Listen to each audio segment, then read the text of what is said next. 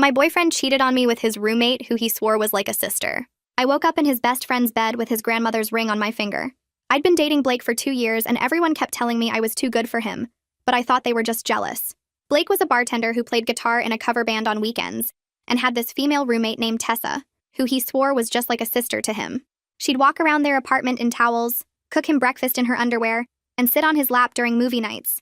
But Blake said I was being insecure and crazy for thinking it was weird. He'd cancel our dates if Tessa had a bad day at work. He'd leave my place in the middle of the night because Tessa needed someone to talk to about her ex. When I got promoted at my accounting firm, Blake forgot to congratulate me because Tessa had gotten a parking ticket and was upset. But I loved him and thought relationships took work and compromise. His best friend Danny kept trying to tell me Blake wasn't worth it. Danny owned a small construction company and would always show up when Blake left me stranded places, like when Blake forgot to pick me up from the airport because Tessa wanted to go shopping, or when Blake ditched me at his band's show because Tessa felt sick and needed care. Danny would appear with coffee and a ride, never saying anything bad about Blake but always asking if I was okay. I told Danny to stop worrying about me because Blake and I were solid. Danny just said he'd be around if I needed anything. Blake started getting weird about Danny, saying he was trying to steal me and that nice guys like Danny were actually the worst because they pretended to care. I defended Danny, but Blake said I was naive, and Danny definitely wanted to sleep with me. I stopped mentioning when Danny helped me to avoid fights. Last Friday was Blake's band's biggest show yet at this venue downtown. I bought a new outfit and invited my friends to support him. Blake said Tessa would be there too because she was basically their unofficial manager, whatever that meant. I got there early to get a good spot and saw Blake's car already in the lot. I went backstage to wish him luck and found him in the green room with Tessa on top of him, both half-dressed. Blake saw me and actually said it wasn't what it looked like. Tessa smirked and said now I knew why Blake kept her around. Blake tried to explain that Tessa was just helping him relax before the show and that it meant nothing, and I was overreacting as usual. I left and went straight to the bar across the street. Started taking shots of tequila like they were water because I couldn't believe I'd wasted 2 years on someone who was obviously sleeping with his roommate the entire time. Danny showed up after an hour. He said Blake texted the group chat that I'd gone crazy and stormed off for no reason. Danny knew that wasn't true and came looking for me. I was absolutely destroyed by that point, crying and drunk and saying I was so stupid for not seeing what everyone else saw. Danny tried to get me to eat something, but I kept ordering more drinks. I remember telling Danny he was right about everything, and I should have listened. I remember him trying to get my phone when I wanted to call Blake. I remember throwing up in the parking lot while Danny held my hair. I don't remember anything after that. I woke up in a bed that wasn't mine, wearing a t-shirt that said Henderson Construction, which was Danny's company. Danny was asleep on the floor with a pillow and blanket. There was water, aspirin, and toast on the nightstand. And on my finger was a ring. Not an engagement ring, but Danny's grandmother's class ring. He always wore on his pinky. I sat up confused, and Danny woke up immediately, asking if I needed to throw up again. I asked what happened and why I was wearing his ring. He said I'd been trying to call Blake all night, so he gave me his ring to fidget with instead of my phone, and I refused to give it back. He said I kept saying it was prettier than anything Blake ever gave me, which wasn't hard since Blake never gave me anything. Danny said he slept on the floor after making sure I was okay, and nothing happened between us. He said his sister was in the guest room if I wanted to confirm with her. He'd called her to come over so I wouldn't wake up alone with just him there and get the wrong idea. His sister Lori came in with coffee and confirmed Danny was on the floor all night while she checked on me every hour. She said Danny was worried sick and kept saying he should have told me about Blake sooner. I asked what he meant. Lori said Danny knew Blake was sleeping with Tessa for at least 6 months, but didn't know how to tell me without seeming like he was trying to break us up. Blake called while we were talking. He said I embarrassed him by making a scene at his show, and Tessa was upset that I'd invaded their space. Their space. He said if I apologized to Tessa and accepted their relationship dynamic, we could work things out. I looked at Danny, who was pretending not to listen while making breakfast. I looked at his grandmother's ring still on my finger. I told Danny I needed to call Blake back and break up with him properly. Danny looked at me over the rim of his coffee cup and suggested maybe I should eat something first. He said big decisions needed clear heads and I'd had a rough night. Lori walked in carrying a plate of pancakes and set them down in front of me. She said drunk me had been absolutely hilarious last night. Apparently I kept holding up Danny's ring and announcing to anyone who would listen that it was prettier than anything Blake had ever given me. Which was true since Blake never actually gave me anything in 2 years except excuses and disappointment. Lori said I'd refused to give the ring back to Danny, clutching it to my chest and saying it was mine now. Danny looked embarrassed and said I could keep it as long as I wanted. I twisted the ring on my finger and realized how much lighter I felt without Blake's constant weight dragging me down. I picked up my phone and listened to Blake's voicemail on speaker. His voice came through angry and sharp. He said I'd embarrassed him at his show last night by making a scene. He said Tessa was really upset that I'd invaded their space like that. Their space. He actually called it their space. Blake said if I apologized to both of them and accepted their relationship dynamic, we could probably work things out. He made it sound like he was doing me a favor, Like I should be grateful he was willing to consider taking me back after I caught him cheating. Danny's jaw tightened as he listened. Lori muttered something under her breath about Blake being delusional. I looked at Danny across the kitchen table and saw him clearly for the first time. He'd been showing up for me for 2 years while Blake couldn't even be bothered to pick me up from the airport. Danny brought me coffee when Blake left me stranded. Danny listened when Blake forgot to congratulate me on my promotion. Danny had been the one actually there while Blake was busy with Tessa. I called Blake back. He answered on the first ring and started talking immediately about how glad he was that I'd come to my senses. I cut him off and told him we were done. I said he could have whatever twisted relationship he wanted with Tessa, because I wasn't interested in being part of it anymore. Blake's voice changed from smug to angry in a second. He said I was overreacting like I always did. He said I knew Tessa was important to him, and that I'd agreed to be understanding about their friendship. I hadn't agreed to anything except being lied to and disrespected for 2 years. Blake kept talking, saying I was throwing away our relationship over nothing. I hung up mid-sentence. Danny was trying not to smile. Lori actually cheered and said she'd been waiting 2 years for me to dump that loser. She high-fived me across the table and said this called for celebration pancakes, which apparently were different from regular pancakes because they tasted like freedom. I realized I still had a key to Blake's apartment and he had one to mine. We needed to exchange belongings and keys before this got messier. Danny offered to go with me to Blake's place so I wouldn't have to face him alone. Lori said she'd go to my apartment in case Blake showed up there trying to get his stuff or cause drama. She said she'd been waiting for an excuse to tell Blake exactly what she thought of him. We finished breakfast and I borrowed some of Lori's clothes since mine from last night smelled like tequila and regret. Danny grabbed his truck keys and we headed out. The drive to Blake's apartment felt different from all the times I'd made this trip before. I wasn't nervous about what mood Blake would be in, or whether Tessa would be there making snide comments. I just wanted to get my things and be done with both of them. We pulled up outside Blake's building and I saw his car in the lot. Danny parked and asked if I wanted him to come up with me. I said yes because I didn't trust Blake not to try manipulating me if I went alone. We walked up to the second floor and I knocked on the door. Tessa answered wearing Blake's shirt and nothing else. She was smirking like she'd won some kind of prize. I handed her Blake's key and asked for my stuff. But Tessa leaned against the doorframe and said Blake had already taken my things to my apartment about an hour ago. She said he figured I'd come crawling back once I calmed down and realized what I was giving up. I asked what exactly I was giving up. Tessa's smirk got wider and she said a guy who knew how to have fun and didn't expect her to be boring and jealous all the time. Danny stepped forward and said we were leaving. Tessa called after us that Blake would be better off without someone as uptight as me anyway. We drove to my apartment and found black trash bags on my doorstep. Blake had dumped my belongings outside like I was garbage he was throwing away.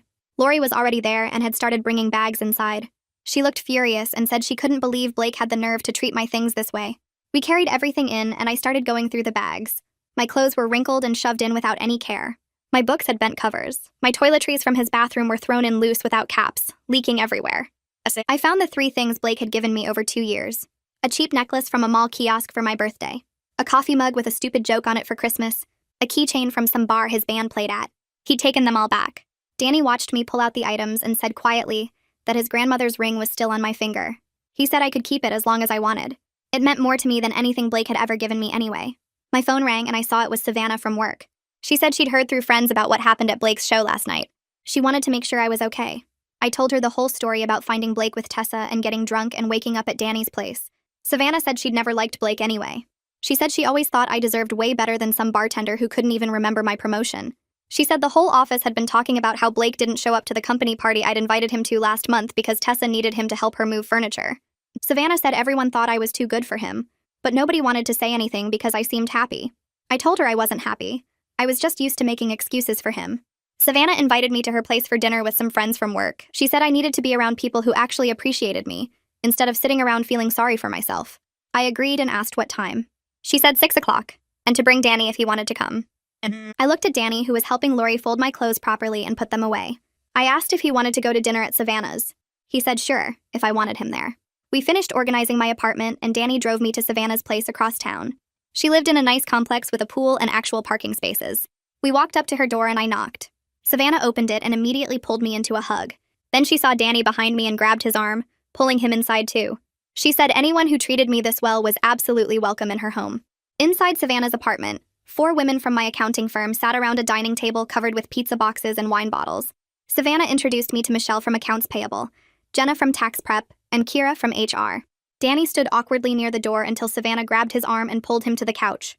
Michelle immediately launched into a story about her ex who maxed out 3 credit cards buying gifts for his side girlfriend. Jenna topped that with her ex who faked a business trip to Vegas but actually took his coworker to Hawaii. Kira said her ex borrowed her car to help his sick mother, but she found receipts for a hotel room and dinner for 2. Everyone looked at me, and I told them about finding Blake with Tessa in the green room. Michelle slammed her wine glass down and said Blake sounded like trash. Jenna asked how long Tessa had been living with him, and I said 2 years, the entire time we'd been dating. Kira shook her head and said she couldn't believe I put up with that situation for so long. I explained that Blake always made me feel crazy for being bothered by it. Savannah refilled everyone's glasses and said Blake was a classic manipulator who convinced me my normal reactions were overreactions.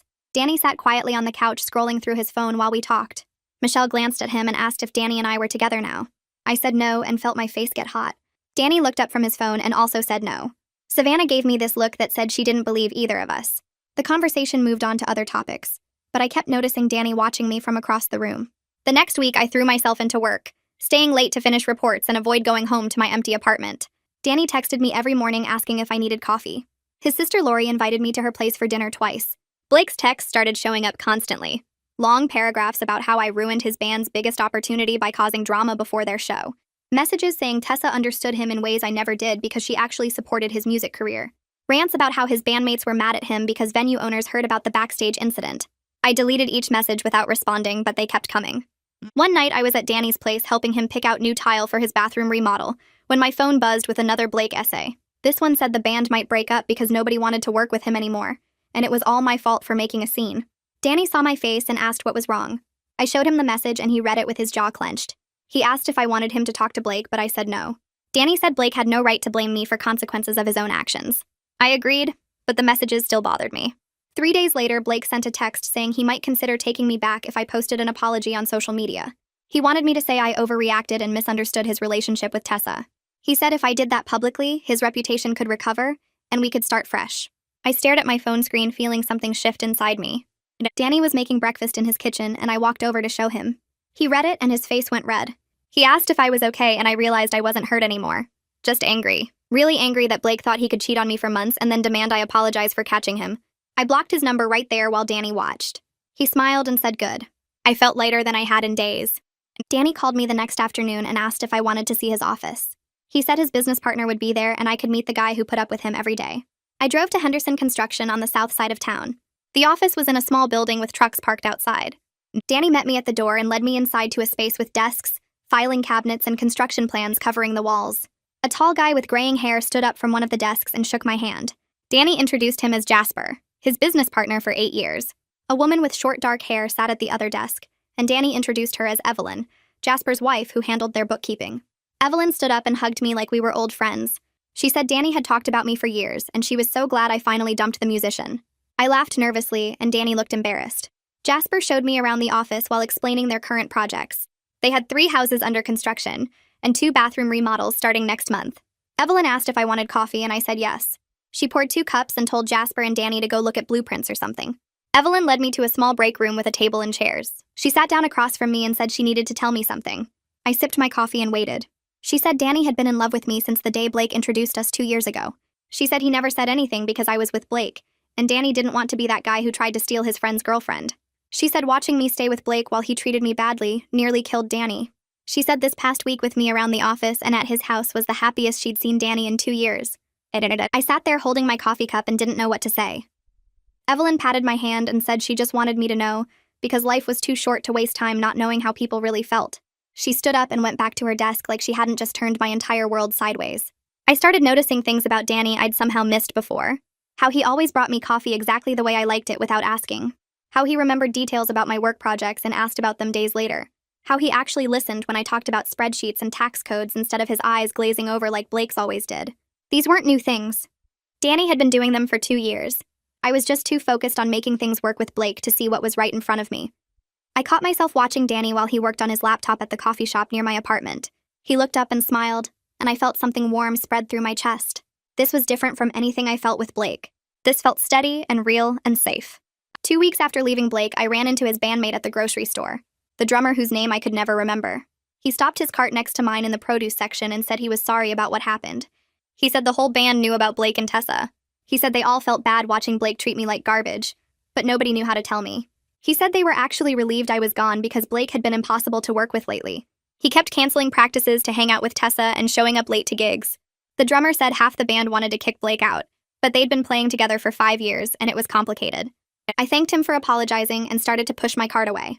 The drummer stopped me and said I should know Blake was telling everyone a different story. He said Blake claimed I cheated on him with Danny, and that's why we broke up. He said Blake was painting himself as the victim who got betrayed by his girlfriend and best friend. I felt my hands grip the cart handle so hard my knuckles turned white. The drummer said not to worry because nobody believed Blake's version anyway. Everyone knew Blake was full of it. But I was still furious that Blake was rewriting history to make himself look better. I thanked the drummer again and finished my shopping in a rage. That night, I sat on my couch staring at my phone. I opened social media and typed out a simple statement. Blake and I broke up because he was unfaithful, and I'm moving forward with my life. I hit post before I could second-guess myself. Within an hour, 3 of Blake's friends sent me private messages. One said he walked in on Blake and Tessa making out at a party 6 months ago. Another said she saw them leaving a hotel together last summer. The third said Blake brought Tessa to his birthday dinner and introduced her as his girlfriend while I was out of town for work. All 3 said they would back up my story if I needed them to. I screenshotted the messages and saved them just in case. My phone rang from a number I didn't recognize. I almost didn't answer, but something made me pick up. Blake's voice came through screaming that I was ruining his reputation. He said Tessa was really upset about people judging them. He said I had no right to post about our private business on social media. I let him yell for a minute, then cut him off. I said he ruined his own reputation by cheating and lying about it. I said if Tessa was upset, she should have thought about that before sleeping with someone else's boyfriend. Blake started to argue, but I hung up and blocked that number too. My hands were shaking, but I felt good. Really good. Like I'd finally taken back some control over my own story. A month passed. Danny called and asked if I wanted to get dinner at this Italian place downtown. He said it was to celebrate 1 month since I left Blake, which seemed like a weird thing to celebrate, but also kind of sweet. I put on a dress and actually felt excited about going out, which hadn't happened in forever. Danny picked me up right on time, which was still new enough to surprise me. We got a table by the window and ordered wine. Danny kept fidgeting with his napkin, folding it and unfolding it while we looked at the menus. I asked if he was okay, and he said he was just nervous. I asked why he'd be nervous around me after spending basically every day together for a month. He took a breath and said, Evelyn told him she talked to me about his feelings. My stomach did this little flip. I put down my menu and looked at him. I said I'd been thinking about what Evelyn said a lot. I told him I realized he'd been the best part of my life for 2 years. He showed up for every important moment while Blake couldn't even remember my promotion. He drove me to the airport at 5 in the morning when I had business trips. He brought me soup when I was sick. He listened to me complain about difficult clients at work, and actually remembered their names when I mentioned them weeks later. I said I'd been an idiot not to see what was right in front of me this whole time. Danny reached across the table and took my hand. I noticed I was still wearing his grandmother's ring. It had become such a part of me that I forgot it was there most of the time. Danny looked at the ring and then at me. He said he gave me that ring because even drunk me knew I deserved something beautiful. He said he'd wanted to give me everything for so long but didn't know how to tell me without ruining our friendship or making things weird. He said watching me with Blake was torture, but he stayed close because he couldn't stand the thought of not being in my life at all. I squeezed his hand and told him I wanted to try this. Really try. He smiled bigger than I'd ever seen him smile. We finished dinner and he drove me home and kissed me goodnight at my door. It was different from kissing Blake. It felt safe and exciting at the same time. We started dating officially after that. It was completely different from being with Blake. Danny showed up when he said he would. If we made plans for 7, he was there at 7, not 9:30 with some excuse about band practice running late. He remembered things I told him, like how I mentioned loving this specific coffee shop across town, and he surprised me by taking me there on a Saturday morning. He treated me like I mattered. He asked about my day and actually listened to the answer. He met my friends and made an effort to remember their names and jobs. When I had a big presentation at work, he sent flowers to my office. Blake never sent me flowers once in 2 years. Savannah and my work friends loved Danny. They kept saying they knew this would happen. Savannah said she called it the night of her dinner party when she saw how Danny looked at me. My other coworker said anyone with eyes could see Danny was crazy about me, and Blake was an idiot. I invited Danny to Sunday dinner at my parents' house. My mom loved him immediately. She kept saying how polite he was, and how he actually helped clear the table without being asked. My dad talked to him about construction and business stuff. After dinner, my mom pulled me aside in the kitchen. She said this is what a real partner looks like. Someone who shows up and treats you with respect. She said she was sorry she didn't say something about Blake sooner, but she didn't want to push me away by criticizing my choices. I hugged her and told her I got there eventually. 3 months after Blake, I was genuinely happy for the first time in years. Danny and I planned a weekend trip to this cabin in the mountains. I realized while we were looking at places online that I never did anything like this with Blake. Every time I suggested a trip, Blake had band practice or Tessa needed help moving furniture or some other excuse. Danny and I actually booked the cabin and made real plans. We were going in 2 weeks and I was counting down the days. I saw on social media that Blake's band was playing at a bar across town. Danny noticed me looking at my phone and asked if I wanted to go prove I was over it. I looked up at him and said I didn't need to prove anything. I genuinely didn't care what Blake was doing anymore. I didn't wonder if he was thinking about me or if he regretted losing me. I didn't check his social media to see what he was posting. I was just done. Danny smiled and said that's when he knew I was really free. We were at his place one night watching some action movie on his couch. I had my feet tucked under me and his arm around my shoulders. The movie ended and we just sat there in the quiet. Danny turned to me and said he wanted to take his grandmother's ring to a jeweler and have it properly sized for me. I looked down at the ring on my finger. It was still too big, and I had to wear it on my middle finger to keep it from falling off. Then I looked back at Danny and realized he wasn't just talking about the class ring anymore. My heart started beating faster. He said he knew it was fast, but he'd loved me for 2 years already. He said when you know someone is right, you just know. I said yes before he even finished asking. Because sometimes the right person was there all along and you just needed to wake up and see it.